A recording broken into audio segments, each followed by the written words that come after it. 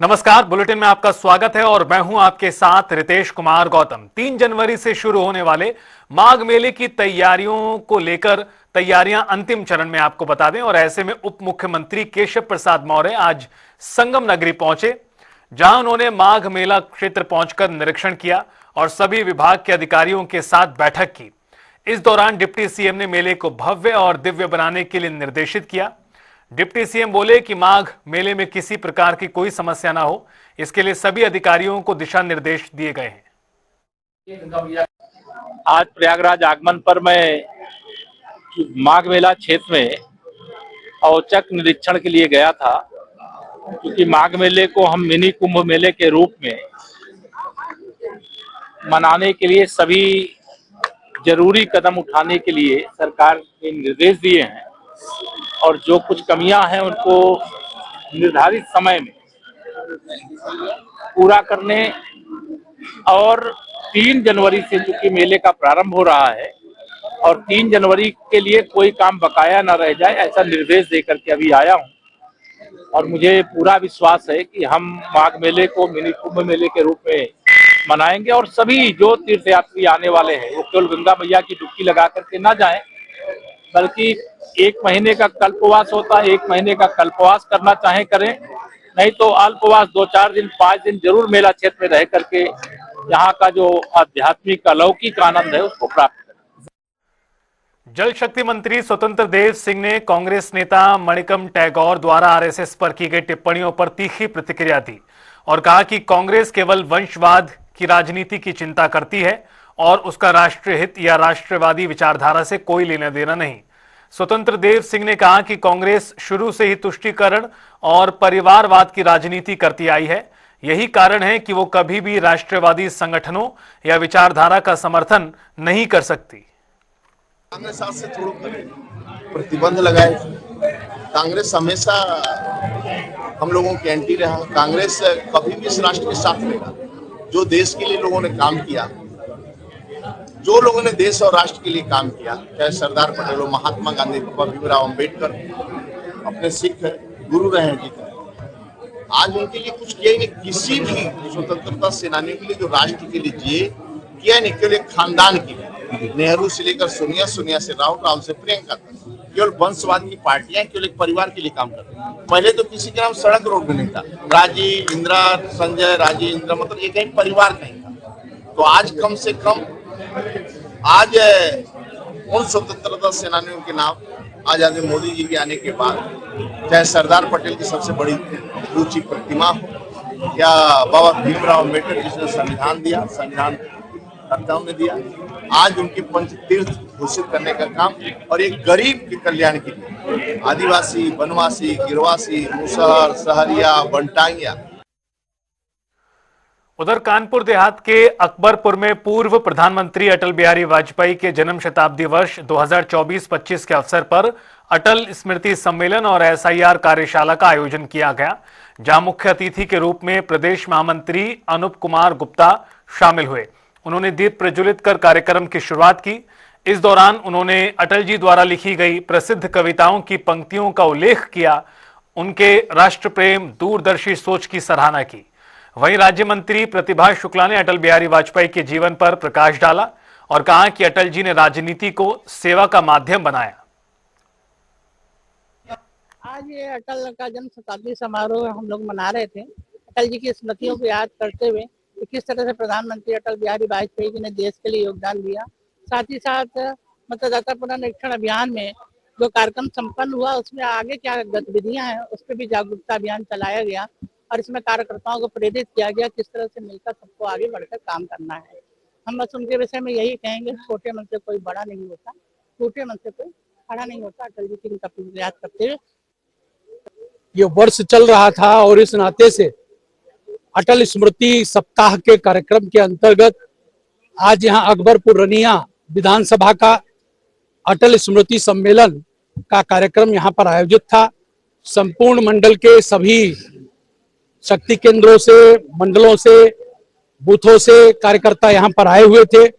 उनके बीच में अटल जी को याद किया गया, उनके विशेष जो मार्गदर्शन रहे, उनके जो बहुत सारे कविताएं हैं जो समय समय पर हम सबको पाथे देती हैं जीवन में आगे बढ़ने का, जीवन में कैसे समाज का, संगठन का, देश का काम करना है, ऐसे उन सब बातों पर यहाँ चर्चा हुई और आगे चल करके भारतीय जनता पार्टी को पुनः 2027 में उत्तर प्रदेश के अंदर प्रचंड बहुमत के साथ वापस जिता के लाना, इसका संकल्प लेकर के हम सब यहां से जा रहे हैं। तो वहीं बहराइच में भी अटल स्मृति सम्मेलन का आयोजन किया गया, जहां बतौर मुख्य अतिथि बीजेपी के राज्यसभा सांसद अरुण सिंह शामिल हुए। इस दौरान अटल स्वास्थ्य मेले का उद्घाटन किया और अटल बिहारी वाजपेयी के जीवन पर आधारित प्रदर्शनी का अवलोकन किया। उन्होंने कहा कि बीजेपी आज अटल जी के सपनों को साकार कर रही है। मोदी जी के नेतृत्व में भारत बहुत शक्तिशाली है, बहुत मजबूत स्थिति में है। पड़ोसी देशों से हमारा संबंध भी अच्छा है और 27 देशों से सर्वोच्च नागरिक पुरस्कार मिला है।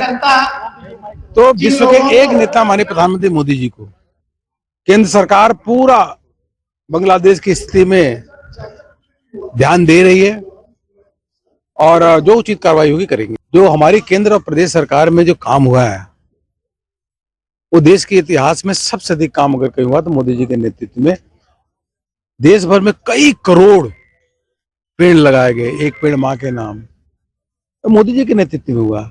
इसलिए हम लोग पर्यावरण संरक्षण के प्रति बहुत सचेत हैं और उसके लिए काम भी कर रहे हैं। इसलिए यह विपक्ष के लोग मुद्दा जो बनाने की कोशिश कर रहे हैं, मुद्दा कोई मुद्दा है नहीं। हरदोई जिला आज सिर्फ एक जयंती कार्यक्रम का गवाह नहीं बना, बल्कि उत्तर प्रदेश की राजनीति में एक नए सियासी मोड़ का ऐलान भी हुआ। महाराजा बिजली पासी की जयंती पर भीम आर्मी और आजाद समाज पार्टी ने छोटे मैदान में ऐसी भीड़ इकट्ठा की जिसने संदेश दिया कि पश्चिमी यूपी के बाद अब अवध की सियासत में भी चंद्रशेखर आजाद की एंट्री हो चुकी है। उन्होंने 2027 में लखनऊ में सत्ता का केंद्र बनाने का ऐलान किया। साथ ही वोटर सूची से करोड़ों नाम कटने को लेकर सरकार पर धांधली के आरोप लगाए, तो प्रशासन को चेतावनी और बड़े आंदोलन के संकेत भी दिए। इस दौरान चंद्रशेखर ने प्रेरणा स्थल पर दलित बिरादरी की मूर्तियां नहीं लगाने पर प्रधानमंत्री से सवाल खड़े किए और कहा कि दलितों का पेट केवल बातों से भरा जा रहा है। देखिए, महाराजा बिजली पासी के जयंती के अवसर पर भीम आर्मी आजाद समाज पार्टी का बहुजन संकल्प महारैली थी, क्योंकि आजाद समाज पार्टी भीम आर्मी ने तय कर लिया है कि 2027 में आजाद समाज पार्टी को लखनऊ लेके आना है। इसलिए कार्यकर्ताओं ने कमर कसी है। आज ये महासम्मेलन था, इसके बाद 5 रैलियां हैं जो 25 तारीख को शुरू हो रही है। उससे पहले मुजफ्फरनगर में महारैली हुई थी। उत्तर प्रदेश की हवा क्योंकि सारी पार्टियों को आजमा चुकी है, वो नए नेतृत्व को अवसर देना चाहती, तो वो नए काम करने वाले आजाद समाज पार्टी के लोगों को मौका दे रही है। और मेरा विश्वास है जिस तरह से भीम आर्मी आजाद समाज पार्टी के नेता मेहनत कर रहे हैं, वो दिन दूर नहीं है कि एक भाईचारा बनेगा कमजोर वर्गों के लोगों में, SC, ST, OBC और मुस्लिम लोगों में, आदिवासियों में, और आजाद समाज पार्टी बड़ी ताकत उत्तर प्रदेश में बनेगी। उन्नाव रेप केस में आरोपी पूर्व बीजेपी विधायक कुलदीप सेंगर को सुप्रीम कोर्ट से बड़ा झटका लगा है। सुप्रीम कोर्ट ने सेंगर की जमानत पर स्टे लगा दिया। कोर्ट ने सेंगर को नोटिस जारी करते हुए जवाब मांगा है। मामले में अब 4 हफ्ते बाद सुनवाई होगी। बता दें कि सेंगर को दिल्ली हाई कोर्ट ने 23 दिसंबर को जमानत दी थी। जमानत के खिलाफ सीबीआई ने सुप्रीम कोर्ट में 3 दिन पहले याचिका लगाई। बेंच ने 40 मिनट तक दोनों पक्षों की दलीलें सुनी। चीफ जस्टिस ने कोर्ट में कहा कि लगता है कि मामले में महत्वपूर्ण सवालों पर विस्तार से विचार की जरूरत है। सीजेआई ने कहा कि आमतौर पर कोर्ट का सिद्धांत है कि किसी दोषी या विचाराधीन कैदी को रिहा कर दिया गया है तो बिना उसे सुने ऐसे आदेशों पर रोक नहीं लगाई जाती। लेकिन इस मामले में परिस्थितियां अलग हैं, क्योंकि आरोपी दूसरे मामले में पहले इसे दोषी ठहराया जा चुका है। मैं खुश हूँ, मुझे सुप्रीम कोर्ट पे भरोसा है, रहेगा। अभी मेरी लड़ाई तो बाकी है, अभी तो उसको फांसी तक लेके जाना है, तभी तो मेरे पिताजी को और हमें इंसाफ मिलेगा। एक इज्जत, उन्होंने इज्जत में एक लड़की के साथ रेप किया, हमारे साथ रेप किया, तभी तो हमें इंसाफ है जब उसको फांसी होगी। जैसे मेरी निर्भया बहन को फांसी दी गई, उनके दोषियों को, वैसे हमारे भी दोषियों को फांसी। हम खुश हैं सुप्रीम कोर्ट पर, धन्यवाद। से खुश है। केवल 2 जजों ने मेरे साथ गलत किया था, आज सुप्रीम कोर्ट ने मेरे साथ बहुत अच्छा किया। एक अपना पति खोए बैठी है वो इंसान, उसके बच्चों को हिसाब मिलना चाहिए। बस लगता है कि आजीवन कारावास बरकरार रहेगा अब जब सुप्रीम कोर्ट ने स्टे दिया है, आगे जब सुनवाई होगी? नहीं, सीधा फांसी होना चाहिए। मेरे जितने पति हत्यारे हैं सबको फांसी होना चाहिए। प्रतिष्ठा द्वादशी के पावन अवसर पर श्री राम जन्मभूमि मंदिर में रामलला का दिव्य और भव्य अभिषेक संपन्न कराया गया, जहां गंगोत्री और यमुनोत्री से लाए गए पवित्र जल से वैदिक मंत्रोच्चार के बीच विशेष अनुष्ठान किए गए। इस अलौकिक आयोजन के दौरान मंदिर परिसर पूरी तरह भक्तिमय वातावरण में डूब गया और श्रद्धालुओं ने दर्शन कर पुण्य का लाभ प्राप्त किया। प्रथम हम उत्तराखंड से आए हैं, मेरा नाम अपील है और हमारे जो बगल में है हमारे राजा रघुनाथ मंदिर के जो पुजारी हैं वो आए हैं, साथ में बजी रहे हैं। हम जब से भगवान जी का प्रथम प्राण प्रतिष्ठा हुई है तब से उत्तराखंड से गंगा जल यमुना जल अभिषेक के लिए जो प्राण प्रतिष्ठा कार्यक्रम होता है और यहाँ द्वितीय बार प्रतिष्ठा द्वादशी का कार्यक्रम हो रहा है, उसके लिए हम सभी लोग गंगा जल यमुना जल राजा रघुनाथ का संबंध राम से है और हमारे यहाँ जो राजा रघुनाथ मास्टर देवता का जो मंदिर है उस मंदिर समिति के माध्यम से हमने गंगा जल यमुना जल को यहाँ पे आदरणीय चंपत जी राय जी को हर साल हर वर्ष उनको उनके भेंट दे के अंदर जो अभिषेक होता है वो गंगा जल यमुना जल से होता है। यमुना जल और गंगा जल जो लाया है ये रामलला के अभिषेक के लिए लाया है और ये केदार पात्र जो हमने लाई, देवदार की जो लकड़ियां लाई, ये हम लोगों ने हवन के लिए लाई। ये हवन होगा गर्भगृह में और चंपत राय जी के माध्यम से होगा। खबर कौशाम्बी से, जहां कारागार में बंद कैदी की तबीयत बिगड़ने का मामला सामने आया है। हालत गंभीर होने पर अस्पताल भेजा गया कैदी को। चिकित्सालय में डॉक्टरों ने उसे मृत घोषित कर दिया। वीरे के रूप में हुई है मृतक कैदी की पहचान। पिछले करीब 6 महीने से जिला कारागार में बंद था। मौत से एक दिन पहले परिजनों से बातचीत की थी। ये बड़ी खबर आपको बता दें। जेल में बंद कैदी की मौत का यह मामला सामने आया है। तबीयत बिगड़ने पर अस्पताल पहुंचाया गया, लेकिन डॉक्टरों ने मृत घोषित किया। आज दिनांक 29/12/2025 को हवालाती बंदी वीरे पुत्र भुगुन, इसकी सुबह करीब 9:30 के आसपास इसने पेट में गैस बनने की समस्या जेल में मौजूद फार्मासिस्ट को बताई। फार्मासिस्ट साहब ने तुरंत ही दवा देकर और उसको बेड पे रेस्ट करने के लिए बोला कि जब सही हो जाओ तब अपनी बैरक वापस जाना। तो इस बीच 10:55 पर बंदी द्वारा बताया गया कि उसको थोड़ी सी उलझन हो रही है। तो तुरंत ही कारागार प्रशासन ने एम्बुलेंस अंदर रख के और उसको बाहर अस्पताल के लिए, जिला अस्पताल मंझनपुर उपचार के लिए भेजा, जहां से 11:25 पे सूचना आई कि उसको ब्रॉड डेथ घोषित कर दिया गया। ऑल इंडिया मुस्लिम जमात के राष्ट्रीय अध्यक्ष मौलाना शहाबुद्दीन रजवी बरेलवी ने नए साल के जश्न को लेकर एक फतवा जारी किया है, जिसमें उन्होंने मुसलमानों से नए साल के नाम पर होने वाले कार्यक्रमों और आयोजन से दूरी बनाने की अपील की है और कहा कि मुसलमानों को इससे परहेज करना चाहिए। शरीयत इस्लामिया की रोशनी में नए साल का जश्न मनाना नाजायज है, क्योंकि ये नया साल जनवरी से शुरू हो रहा है। ये इस्लामिक कैलेंडर के एतबार से सही नहीं है। इस्लामिक कैलेंडर के हिसाब से नया साल मुहर्रम है और भारत में ही नहीं बल्कि पूरी दुनिया में जगह जगह नए साल पर जश्न मनाया जाता है।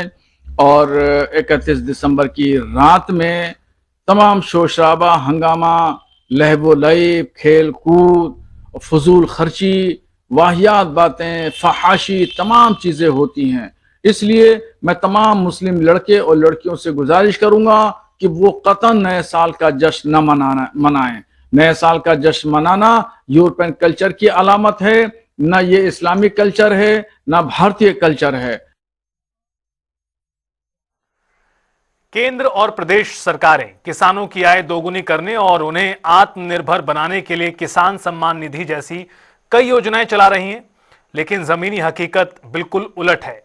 कानपुर देहात में जिम्मेदार अधिकारियों की लापरवाही और फैक्ट्री मालिकों की मनमानी ने किसानों को भुखमरी के कगार पर ला दिया है। हालात ऐसे हैं कि अब किसान खेती छोड़ने को मजबूर हैं। हमारे संवाददाता गौरव शुक्ला की रिपोर्ट आपको दिखाते हैं।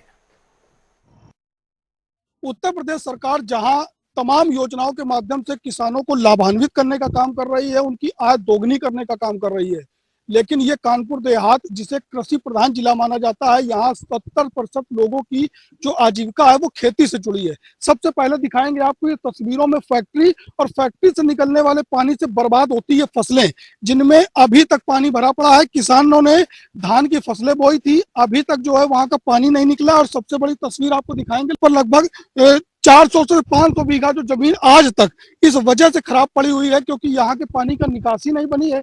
बरसात का पानी रहा है और यहाँ पर फैक्ट्रियों से निकलने वाला ऐसा पानी है जिसने यहाँ की जो फसलें हैं वो बर्बाद कर दी हैं। तमाम ये किसान हैं जो लगातार अपनी बर्बाद फसलों की दुहाई दे रहे हैं, अधिकारियों की चौखट पर जाते हैं, शिकायत करते हैं, लेकिन समाधान की अगर बात कहें तो वो कहीं होता नजर नहीं आ रहा। हमारे साथ तमाम शिकायत करता है, उनसे हम बात करेंगे। प्रधान जी क्या नाम है? राजकुमार सिंह। अच्छा, ये जो फसलें हैं, आपने धान की फसल बोई थी, मुख्य तौर पर गेहूं और धान जो है वो किसानों के लिए मुख्य फसलें होती है जिससे परिवार का भरण पोषण होता है। आपकी धान की फसलों की स्थिति क्या है? कुछ नहीं साहब, ये पड़ी है, सब सड़ गई, बर्बाद हो गई। और वजह क्या, कट क्यों नहीं पाई? बरसाती पानी के रास्ते बंद है, फैक्ट्रियों का पानी चल रहा है, कोई देखने वाला नहीं है। सब पड़ी जमीन यहाँ से विशायकपुर तक कम से कम 250-300 बीघे जमीन यूं पड़ी है, ना धान कट पाया ना गेहूं बो पाएगा। ऐसी स्थिति में जब अधिकारियों की चौखट पर जाते हैं तो क्या मिलता है आपको? कोई नहीं सुनता सर, एप्लीकेशन दे दो, जाओ घर, बस। वजह क्या, क्या कहेंगे इसको? क्या कहेंगे हम, क्या बताएं क्या है? कोई सुनता हो, कोई आए आज तक देखा हो तो हम मान लें कि हमारी सब बात सुनी गई, किसी ने नहीं सुनी। अच्छा, किसानों के लिए तो सबसे बड़ी समस्या है, क्योंकि इसके अलावा आप करेंगे क्या? अब हम क्या करेंगे, 1 साल तो मरे हैं, अभी तक खेतों का पानी नहीं निकला, गेहूं फिर कैसे बोएंगे? कुछ नहीं बो पाएंगे साहब। अब क्या बो पाएंगे, समय खत्म, गेहूं का पानी 1 महीने खत्म नहीं होगा अभी, तो क्या बोलेंगे इसमें? क्या करेंगे फिर आगे? क्या व्यवस्थाएं क्या होंगी जब अधिकारी नहीं? आए बस वही मजदूरी फैक्ट्रियों में करेंगे, और क्या करेंगे, उसी से खाएंगे। क्योंकि बंजर नहीं होगी ऐसी स्थिति में जो और भी किसान, हम उनसे बात करेंगे। सर क्या नाम है आपका? खेतों की स्थिति क्या है? पानी सब भरा है, वजह फैक्ट्री वजह से नाला बंद है। फैक्ट्रियों में क्या बनता है जिसकी वजह से पानी पानी आता है, सफाई होती है पानी का, चलते 4-4 ट्यूबवेल चल रहे हैं, 5-5 ट्यूबवेल, इसकी वजह से खेतों का पानी खत्म नहीं होता? खत्म नहीं हो रहा है। और भी किसान हमारे साथ, हम उनसे बात करेंगे। सर क्या नाम है आपका? अच्छा, जो यहाँ पर पानी की जो समस्या है, ज्यादातर किसानों का ये मानना है कि फैक्ट्रियां हैं, जो बावर्ची है, मनटोरा है और ये कबला पशुआहार है, इनकी वजह से पानी की निकासी के चलते रास्ता सब बंद करें, या खुद बरसात भाई कुछ फैक्ट्री इलाके वाले से ना मान लो पानी आता है, या खुद नाड़े बंदी कराएं तो रास्ते नहीं है, तो खेती सब डूबी पड़ी। जब पानी केमिकल युक्त होता है तो फसलें बर्बाद भी होती होंगी, पानी निकासी की समस्या तो दूर है। सड़ जाती है, सब सड़ जाती है फसलें। तो आजीविका के लिए आगे क्या तैयारी है फिर, जब किसानों की समस्या का? मतलब फरुआ किलमा मजदूरी करें तो वो इले पेट भरिए, क्या करिए। अच्छा, सरकार जो है वो किसानों की सम्मान निधि के तौर पर 2000 रुपए दे रही, तमाम योजनाओं से बोल रही आय दोगुनी होगी। जब फसलें नहीं रहेंगी तो आय दोगुनी कैसे? नहीं होगी साहब। क्या करेंगे फिर? अब क्या करेंगे, क्या बताएं साहब, रोएंगे, गाएंगे, मरेंगे, तो ये वो किसान है जो लगातार पीड़ित है, और उनका मानना है कि सरकार के वादे तमाम है लेकिन व्यवस्थाओं के नाम पर जीरो है। क्योंकि जिस तरीके से ये फैक्ट्रियां हैं, गंदा पानी बाहर निकाल रही हैं। हम ये दिखाएंगे तस्वीरों में, ये धान की वो फसलें हैं जिनको करीब 1 महीने पहले कट जाना चाहिए था, लेकिन यहाँ पर अभी भी वो फसलें खड़ी हैं और वहां पर जो है पानी नहीं निकल पाया है, जिसकी वजह से आज तक ये जो फसलें हैं वो खड़ी हैं। और यही कारण है कि जब ये फसलें कटेंगी नहीं तो आगे गेहूं की तैयारी कैसे होगी। किसान अपने परिवारों को भूखा मरता देखने को यहाँ पर मजबूर है। सवाल यह भी है कि जब फैक्ट्री वाले जो हैं लगातार लापरवाही कर रहे हैं, पानी को बाहर बर्बाद कर रहे हैं, तो जिम्मेदार जो अधिकारी हैं जिले के, उनसे शिकायत हो रही है, लेकिन किसानों की समस्या का समाधान देखने को नहीं मिल रहा। अब यही बात है कि जो सरकार चाहती है कि किसानों की आय दोगुनी हो, तो आखिर जब फसलें खेतों पर सड़ेंगी तो आय कैसे दोगुनी होगी, ये बड़ा सवाल है। कानपुर से गौरव शुक्ला, जनता टीवी।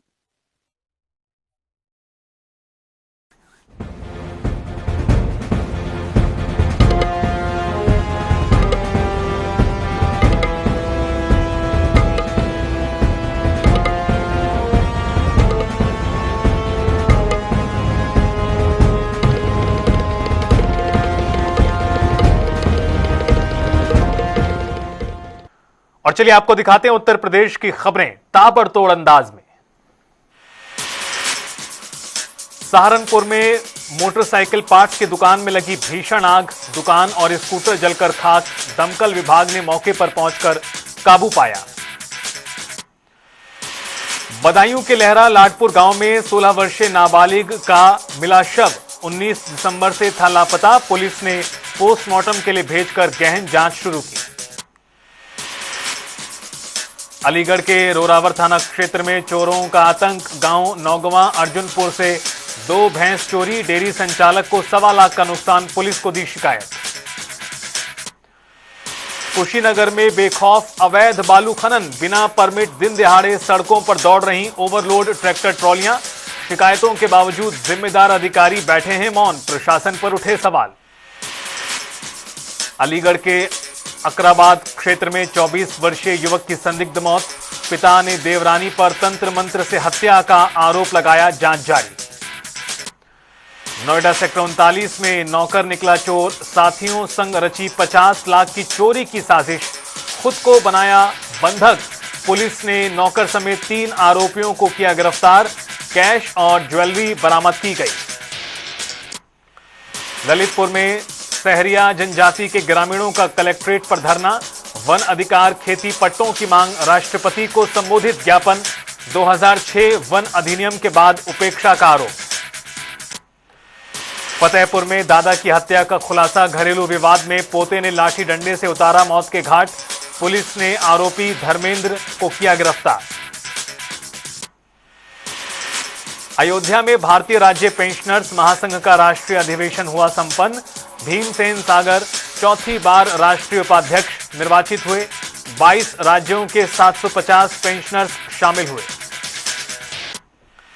मुजफ्फरनगर पुलिस को मिली बड़ी सफलता। देश भर से बरामद किए गए 171 चोरी और खोए हुए मोबाइल बरामद किए। 32 लाख रुपए की है कीमत। नए साल पर पुलिस लाइन में असली मालिकों को लौटाए गए मोबाइल। महुआ में दहेज और बेटा न होने की सनक ने ली विवाहिता की जान। 5 लाख और प्लॉट की मांग पर संगीता को किया गया प्रताड़ित। बेटी होने के बाद बढ़ा जुल्म। अलीगढ़ NH 93 पर जरैया मोड़ के पास रोडवेज और DPS स्कूल बस की हुई टक्कर। चालक परिचालक समेत 3 गंभीर घायल। पुलिस ने घायलों को अस्पताल भेजकर किया यातायात बहाल। लखीमपुर खीरी में भाई का इलाज न होने से नाराज बहन ने पिया शैंपू। जिला अस्पताल के डॉक्टर पर आरोप। राज्य महिला आयोग के सदस्य ने दिया कार्रवाई का भरोसा। बुलंदशहर में घने कोहरे के चलते हादसा। रजवाहे में गिरा बाइक सवार। राहगीरों ने निकाला बाहर। हादसे में बाइक सवार हुआ घायल। बाइक भी क्षतिग्रस्त। लखीमपुर खीरी के जिला अस्पताल में बुखार से पीड़ित किशोरी की मौत। परिजनों ने डॉक्टरों पर लापरवाही का आरोप लगाया। मामला पुलिस को पहुंचा। मथुरा में दर्दनाक हादसा। अलाव ताप रहे 3 लोगों को कार ने कुचला। 1 की मौत 2 घायल। महोबा में जमीन के लालच ने रिश्तों को किया शर्मसार। छोटे बेटे ने बड़े भाई को जमीन मिलने के डर से की पिता की हत्या। 24 घंटे में पुलिस ने किया घटनाक्रम का खुलासा। मथुरा में 2 गुटों में ताबड़तोड़ फायरिंग। 1 की मौत, दूसरा घायल। चुनावी रंजिश का बताया जा रहा है मामला। स्कूलों में छुट्टी। ठंड और शीतलहर के चलते 1 जनवरी तक स्कूल बंद। कानपुर देहात में ठंड से आम जनता जीवन प्रभावित। कक्षा 1 से 12वीं तक सभी स्कूलों में 1 जनवरी तक अवकाश। जिला अधिकारी ने जारी किए निर्देश। बुलंदशहर में कोहरे के चलते नेशनल हाईवे 34 पर विजिबिलिटी कम। हादसों की आशंकाओं को लेकर सड़कों पर पुलिस अलर्ट। रेडियो और निगरानी के साथ राहगीरों को किया जा रहा अलर्ट। अमेठी में कार चालक का खतरनाक स्टंट। सोशल मीडिया पर वीडियो हुआ वायरल। जगदीशपुर बस अड्डे का बताया जा रहा मामला। बांदा रेलवे स्टेशन परिसर में छेड़खानी का आरोप। जनता ने युवक को डंडों से पीटा। मारपीट का वीडियो आया सामने। मौके पर रेलवे और स्थानीय पुलिस नदारद। वृंदावन में नववर्ष पर भारी भीड़ को देखते हुए बांके बिहारी मंदिर प्रशासन की अपील। 29 दिसंबर से 5 जनवरी तक अत्यावश्यक ना हो तो वृंदावन यात्रा टालें। जाम और अव्यवस्था की चेतावनी दी। मुजफ्फरनगर में चरथावल वार्ड नंबर 9 से संभावित प्रत्याशी आमिर इकबाल का दधेड़ू में भव्य जनसंपर्क कार्यक्रम। ग्रामीणों का समर्थन। पूर्व विधायक अरशद राणा समेत कई वरिष्ठ नेताओं की रही मौजूदगी। कानपुर में सनसनी। डीसीपी साउथ दफ्तर के पास युवक की हत्या। बरामद बाइक से पहचान। अलीगढ़ में पारिवारिक हिंसा का तांडव, गर्भवती महिला से मारपीट, ससुराल पहुंचे मायके वालों से भिड़ंत में चले लाठी और डंडे। अलीगढ़ के ताजमहल में बंद मकान के ताले चटकाकर चोरी, अजमेर शरीफ गया था परिवार, अलमारी लॉकर खंगाले, जांच जारी। अलीगढ़ के क्रिकेट विवाद में 2 पक्षों में मारपीट, फायरिंग, पुलिस की हिरासत में 4 लोग।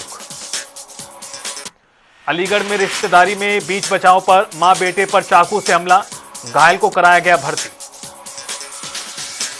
बहराइच में खेत में महिला पर बाघ का अटैक, गले और सिर में आई गंभीर चोटें, ग्रामीणों ने लाठी डंडों से खदेड़ा, बहराइच मेडिकल कॉलेज में भर्ती। लखनऊ में बांग्लादेश के खिलाफ प्रदर्शन, हिंदू सुरक्षा सेवा संघ ने हजरतगंज चौराहे पर किया प्रदर्शन।